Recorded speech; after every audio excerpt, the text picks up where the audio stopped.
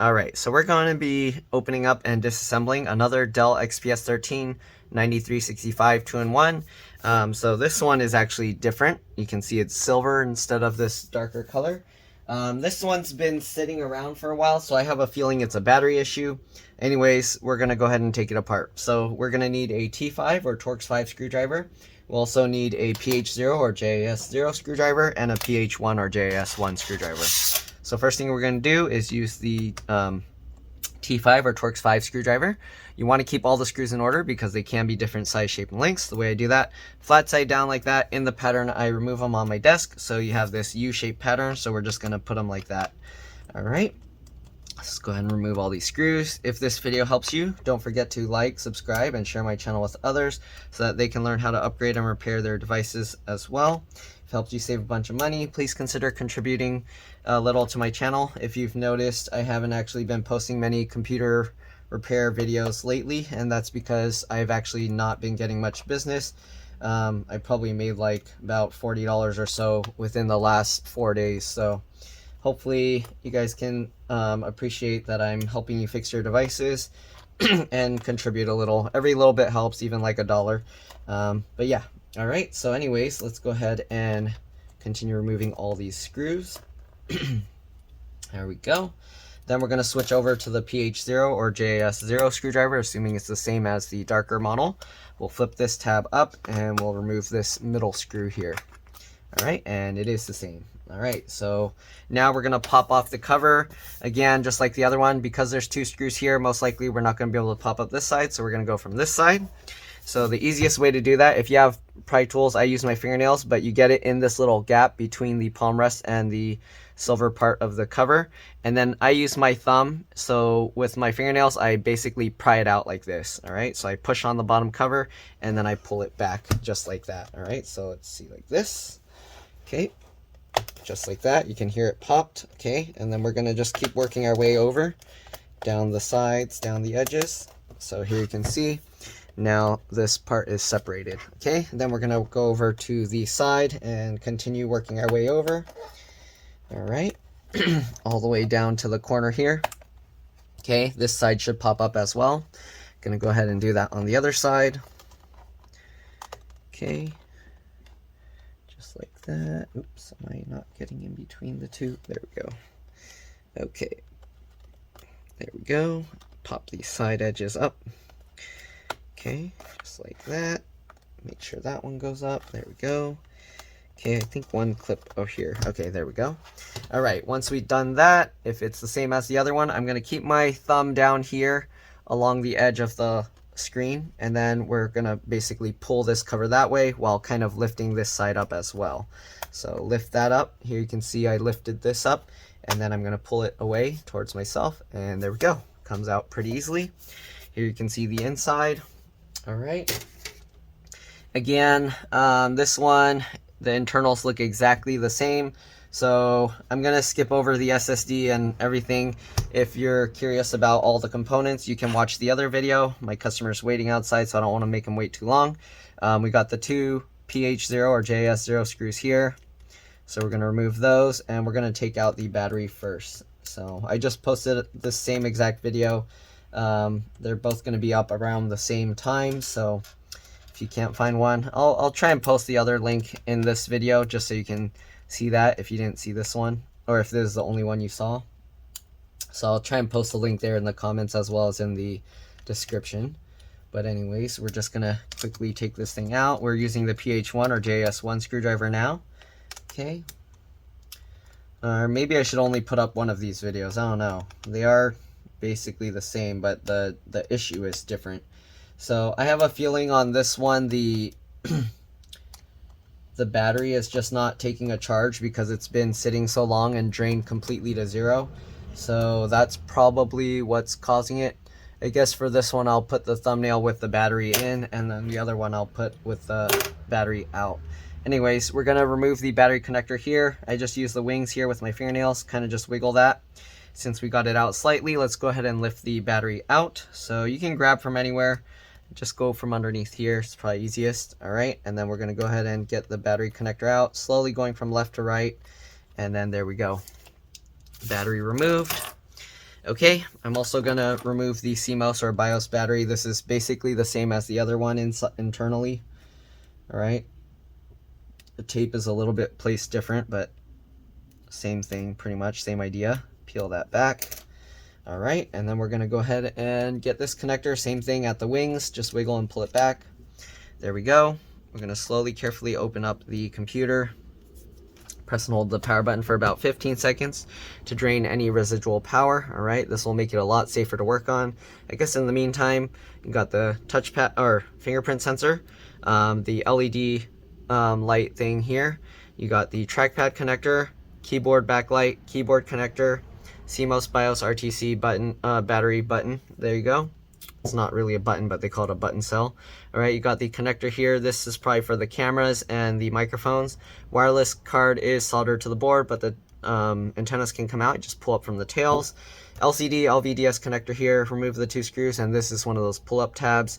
SSD is an M.2 PCIe NVMe. 2 screws here holding this metal plate in place. You can remove that. Then the SSD comes up slightly at an angle. You can pull it out. Then you got the touchscreen connector there. All right, so that's pretty much a quick explanation of everything inside.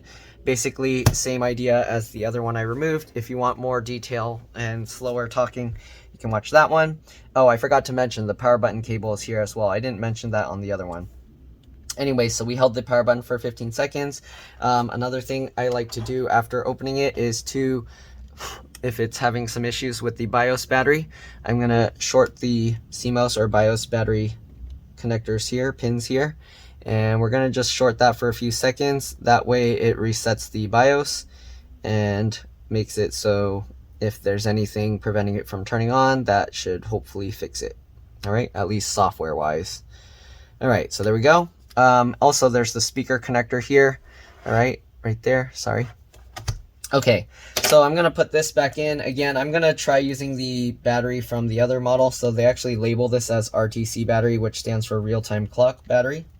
All right, so I'm gonna get the battery from the other Dell laptop that I opened, because the customer brought 2 that are pretty much the same exact thing.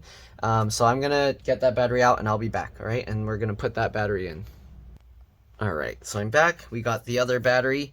So these batteries are exactly the same, NNF1C. So if you want, that's the model number if you need to replace yours, NNF1C. Let's go ahead and get the battery into place. Make sure the connector is completely lined up. You don't want to push it in crooked. We're going to squeeze the 2 together. Alright, and I'm just going to power this up while holding the battery in place just to see if it turns on. So let's go ahead and lift this up. Power this up. I see the keyboard light on. If it's like the other model, it's going to power cycle multiple times and then it's going to boot up. But we will find out. So let's go ahead and leave this for a bit and we'll see. All right. So I don't know if you can see the keyboard light is actually on. Yeah, you can kind of see that. All right, I don't know why it's focusing there, so do I have to leave my hand here or something? All right, so the keyboard light is still on. Hopefully it's just going to power cycle and then power back on. All right, come on. It's taking its time.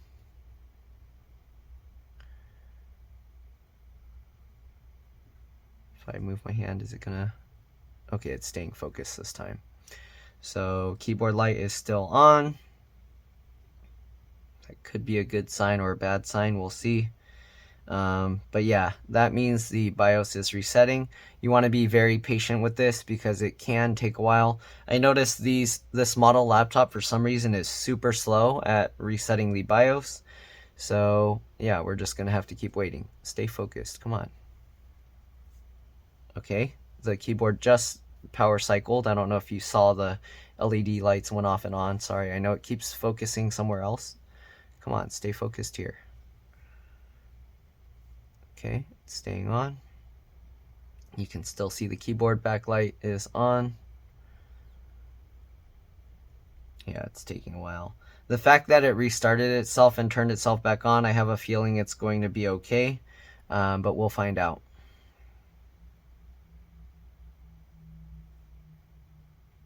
Come on. Wow, this takes so long to do the boot cycle loop.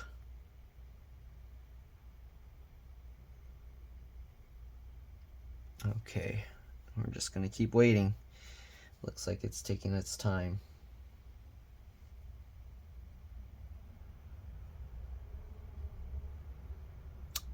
Okay, come on.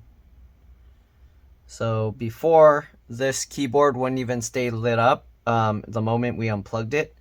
So that's already an improvement. Definitely it's having, if anything, it definitely is having a battery issue. There's also the battery check button on the side here that lets you check. Oh, the keyboard just turned off and turned back on, so hopefully that's a good sign. But when you push this little button here, these little dots light up. Right now I can't even see it. Okay, right now these dots aren't even lighting up, so I don't know. But normally when you push this button, it will light up and show you how much battery life is left. But yeah, for some reason it's not doing anything. Anyways, it's still starting up. I don't know if that means the motherboard is dead. It might not be. Let's see. Oh, here you can see the keyboard light a lot better. So I'll put it at this angle. But I have to keep holding this so the battery doesn't fall out. Come on, boot up, please. So the reason I don't speed up these things is so you can kind of see how long. If you're following along, you can just press it and let your computer wait as well, and you can kind of make sure it's not doing anything weird. It's taking the same amount of time as mine. But yeah, if you want to skip over, I mean, you can just fast forward and see if anything happened.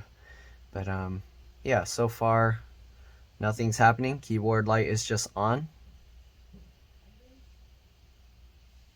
Oh, okay, keyboard light shut off and turned back on, it looked like. Okay, this might have a motherboard issue. I don't know if I remember, but it seems like it's taking longer than the other one, so I don't know. We'll see. I don't know how they make an i7. As I mentioned earlier, there's no ventilation in here at all. There's no fans. All they have is this copper thing. CPU and the RAM, everything is soldered to the board. So yeah, but as you can see, this thing's not doing anything. So I don't know. I have a feeling it might be completely dead and might be a motherboard issue. The customer told me they just left it sitting around. It wasn't really doing anything. So I'm kind of hoping it's just the battery, because I don't know the motherboard would go bad from just sitting. I know for sure the battery can go bad from just sitting. But this is kind of ridiculous. It's already been like 2-3 minutes. Yeah, so I have a feeling it's completely dead. I didn't see anything come on the screen at all. The keyboard light did go off and on. Caps lock button doesn't do anything. No change in the light. So we're just gonna keep waiting. Maybe I should plug it in, see if it makes a change. I don't think so.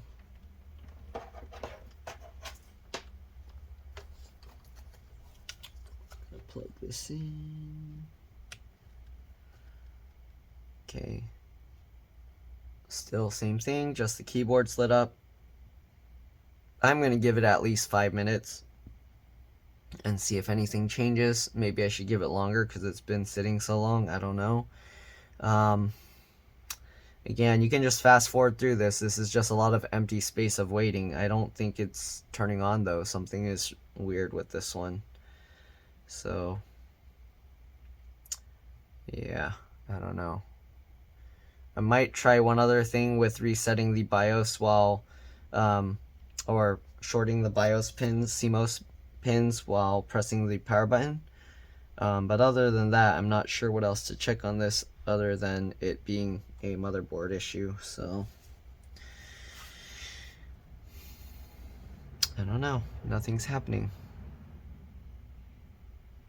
It's already been over 4 minutes, I think. So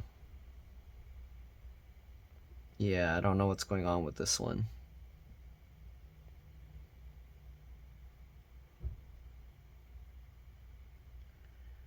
Might pull the battery and then try resetting the BIOS again,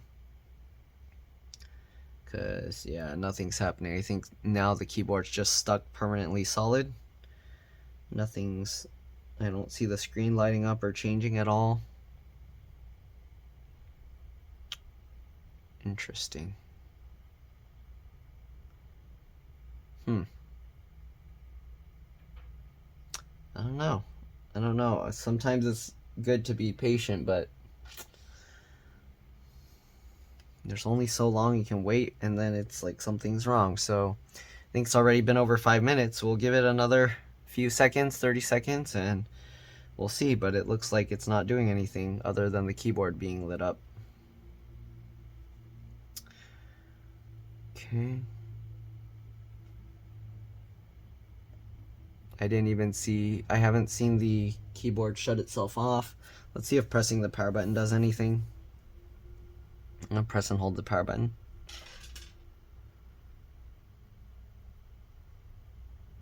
Pressing and holding the power button isn't doing anything.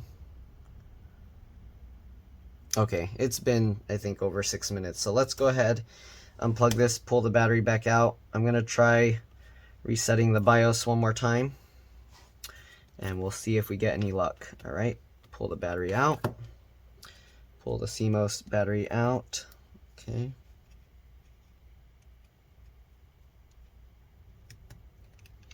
Just like that.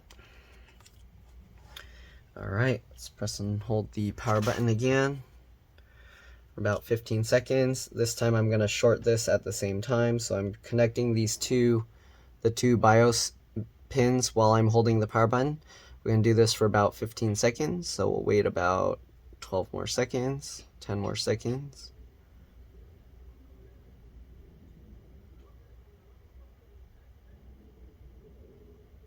All right, so I think we should be good.